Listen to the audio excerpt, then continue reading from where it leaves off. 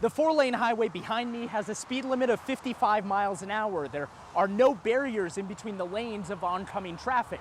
Safety enhancements to the road, as well as increased patrols by sheriff's deputies, have attempted to make it safer. But for families who have lost loved ones, the changes simply come too late.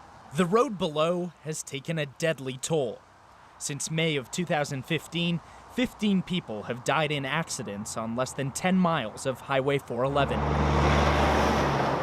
People around here call it Bloody Highway. They call it Highway to Hell. That's what the locals have deemed it. A cross stands tall on this side of the road. Flowers honor the memory of 21-year-old Brianna Allard, a reminder of the day her stepmother will never forget.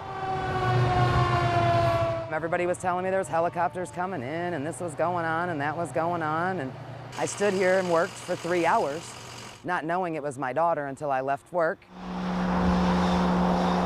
The same day as Brianna's funeral, the deadly face of Highway 411 showed itself once again. 29-year-old John Lay died in another head-on crash on 411, just miles from where Brianna lost her life. Stacy Allard had helped raise him since he was 10. The day I buried her was the day they pulled the plug on him. I've worked several on 411 and they're all bad. Blount and Loudoun County Sheriff's deputies attribute the crashes to impaired and distracted drivers, often claiming innocent lives. Yeah, 68 coming right here, looks like a silver van.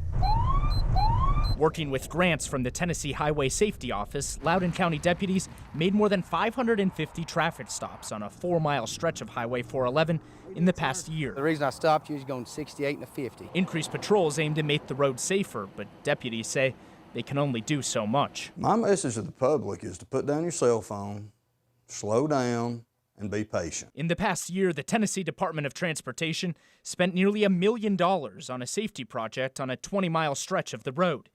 The project added rumble stripes to both sides of the center turn lane, with the goal of stopping head-on collisions. And that's all in an effort to try to make sure that people are staying in their lane.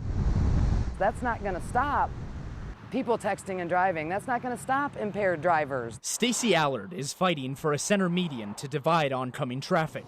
She started a petition after Brianna's and John's deaths in head-on crashes.